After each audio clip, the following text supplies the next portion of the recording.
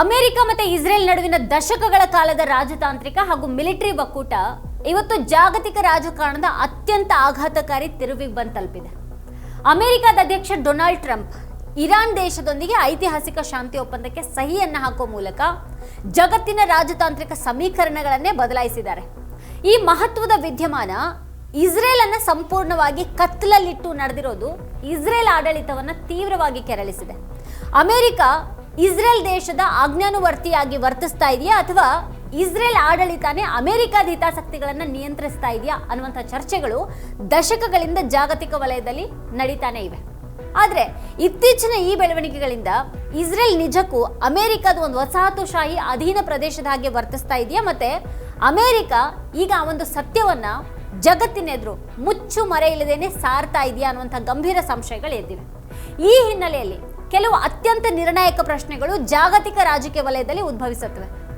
Israel ದೇಶದ military ಮತ್ತು ರಾಜತಾಂತ್ರಿಕ ಶಕ್ತಿ ನಿಜಕ್ಕೂ ಎಷ್ಟಿದೆ?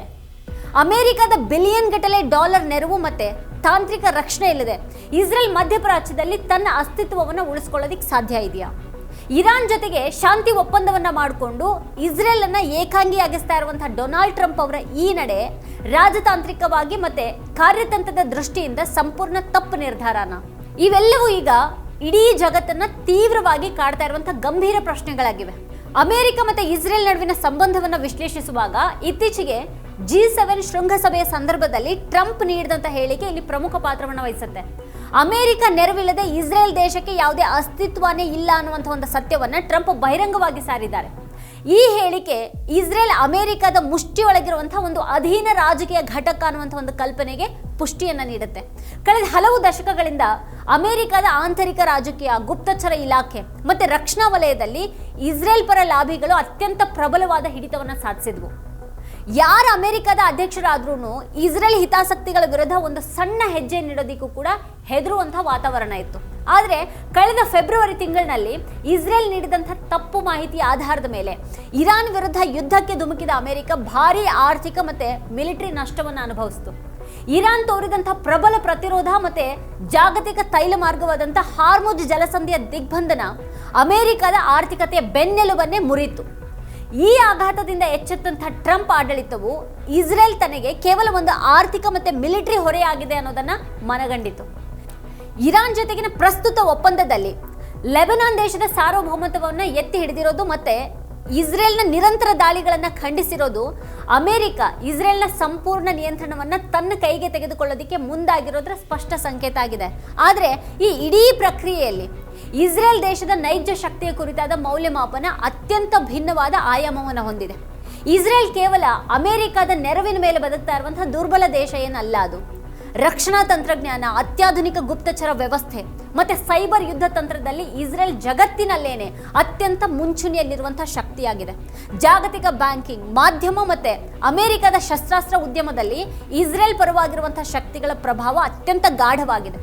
ಪ್ರಸ್ತುತ ಟ್ರಂಪ್ ಅವರ ಈ ನಿರ್ಧಾರದ ವಿರುದ್ಧ ಇಸ್ರೇಲ್ಗೆ ಅಮೆರಿಕದ ರಾಯಭಾರಿ ಮೈಕ್ ಹಕಬಿ, ವಿದೇಶಾಂಗ ಕಾರ್ಯದರ್ಶಿ ಮಾರ್ಕ್ ರುಬಿಯೋ ಮತ್ತೆ CIA ಮುಖ್ಯಸ್ಥ ಜಾನ್ ರಾಟ್ಕ್ಲಿಫ್ ಸೇರಿದ ಹಾಗೆ ಟ್ರಂಪ್ ಆಡಳಿತದ ಒಳಗಿರುವಂತಹ ಪ್ರಮುಖ ನಾಯಕರೇ ದಂಗೆ ಎದ್ದಿರೋದ್ರಿಂದ ಇಸ್ರೇಲ್ ಹೊಂದಿರುವಂತಹ ಆಂತರಿಕ ಶಕ್ತಿಯನ್ನು ಸಾಬೀತುಪಡಿಸುತ್ತೆ. ಇಸ್ರೇಲ್ ಪ್ರಧಾನಿ ಬೆಂಜಮಿನ್ ನೇತನ್ಯಾಹು ಅವರು ಅಮೆರಿಕದ ಆದೇಶಗಳನ್ನು ಬಹಿರಂಗವಾಗಿ ತಿರಸ್ಕರಿಸಿ ತಾವು ಸ್ವತಂತ್ರ ದೇಶವಾಗಿದ್ದು ಲೆಬನಾನ್ನಲ್ಲಿ ತಮ್ಮ ಮಿಲಿಟರಿ ಕಾರ್ಯಾಚರಣೆಗಳನ್ನು ನಿಲ್ಲಿಸೋದಿಲ್ಲ ಅಂತ ಸಾರಿರೋದು ಇಸ್ರೇಲ್ನ ಕಠಿಣ ನಿಲುವನ್ನು ತೋರಿಸುತ್ತೆ. ಭೌಗೋಳಿಕವಾಗಿ ಚಿಕ್ಕದಾಗಿದ್ರೂ ಕೂಡ ಇಡೀ ಮಧ್ಯಪ್ರಾಚ್ಯದ ಮಿಲಿಟರಿ ಸಮೀಕರಣಗಳನ್ನು ತನ್ನ ಇಷ್ಟದ ಹಾಗೆ ತಿರುಗಿಸಬಲ್ಲಂತಹ ಕ್ಷಮತೆ ಇಸ್ರೇಲ್ ದೇಶಕ್ಕಿದೆ ಅನ್ನೋದನ್ನ ಜಗತ್ತು ಒಪ್ಪಿಕೊಳ್ಳಲೇಬೇಕಾದಂತಹ ಸತ್ಯ ಆಗಿದೆ ಇದು. ಈ ಹಿನ್ನೆಲೆಯಲ್ಲಿ ಡೊನಾಲ್ಡ್ ಟ್ರಂಪ್ ಅವರು ಅನುಸರಿಸ್ತಾ ಇರುವಂತಹ ಈ ನೂತನ ವಿದೇಶಾಂಗ ನೀತಿಯು ಅಪಾಯಕಾರಿ ಹೆಜ್ಜೆನ ಅನ್ನುವಂತಹ ತಾರ್ಕಿಕ ವಿಶ್ಲೇಷಣೆ ಅತ್ಯಂತ ಅವಶ್ಯಕವಾಗಿದೆ. ಟ್ರಂಪ್ ಕೇವಲ ಆರ್ಥಿಕ ಲಾಭ ನಷ್ಟಗಳ ವಿಚಾರದಲ್ಲಿ ಇರಾನ್ ದೇಶವನ್ನ ನಂಬಿ ಇಸ್ರೇಲ್ನಂತಹ ತನ್ನ ಅತ್ಯಂತ ನಂಬಿಕಸ್ಥ ಮತ್ತೆ ಐತಿಹಾಸಿಕ ಮಿತ್ರನನ್ನ ದೂರ ಇಡ್ತಾ ಇದ್ದಾರೆ ಅನ್ನುವಂಥ ಒಂದು ಭಾವನೆ ಅಲ್ಲಿನ ಇಸ್ರೇಲ್ ಪರ ಲಾಬಿಗಳಿಗೆ ಬಂದಿದೆ. ಈಗ ಇದು ಅಮೆರಿಕದ ದೀರ್ಘಕಾಲೀನ ಹಿತಾಸಕ್ತಿಗಳಿಗೆ ಭಾರಿ ಹಿನ್ನಡೆಯನ್ನು ಉಂಟು ಮಾಡಬಹುದು. ಇರಾನ್ ತನ್ನ ಪರಮಾಣು ಕಾರ್ಯಕ್ರಮವನ್ನು ತಾತ್ಕಾಲಿಕವಾಗಿ ಸ್ಥಗಿತಗೊಳಿಸುವಂತಹ ಒಂದು ಭರವಸೆಯ ಮೇಲೆ ಅದಕ್ಕೆ $300 ಬಿಲಿಯನ್ ನೆರವನ್ನು ನೀಡೋದು ಮತ್ತೆ ತೈಲ ನಿರ್ಬಂಧಗಳನ್ನು ತೆಗೆದುಹಾಕೋದು ಮಧ್ಯಪ್ರಾಚ್ಯದಲ್ಲಿ ಇರಾನ್ ಮಿಲಿಟರಿಯ ಬಲವರ್ಧನೆಗೆ ನೇರವಾಗಿ ದಾರಿ ಮಾಡಿಕೊಡುತ್ತೆ. ಟ್ರಂಪ್ರ ಈ ಒಪ್ಪಂದ ಅವರ ರಿಪಬ್ಲಿಕನ್ ಪಕ್ಷದೊಳಗೇನೆ ತೀವ್ರ ಆಕ್ರೋಶವನ್ನು ಹುಟ್ಟುಹಾಕಿದ್ದು ಇದನ್ನ ಅಮೆರಿಕದ ಇತಿಹಾಸದಲ್ಲೇನೆ ಅತ್ಯಂತ ದೊಡ್ಡ ವಿದೇಶಾಂಗ ನೀತಿಯ ಮುಖಭಂಗ ಅಂತಾನೆ ಬಣ್ಣಿಸಲಾಗ್ತಾ ಇದೆ.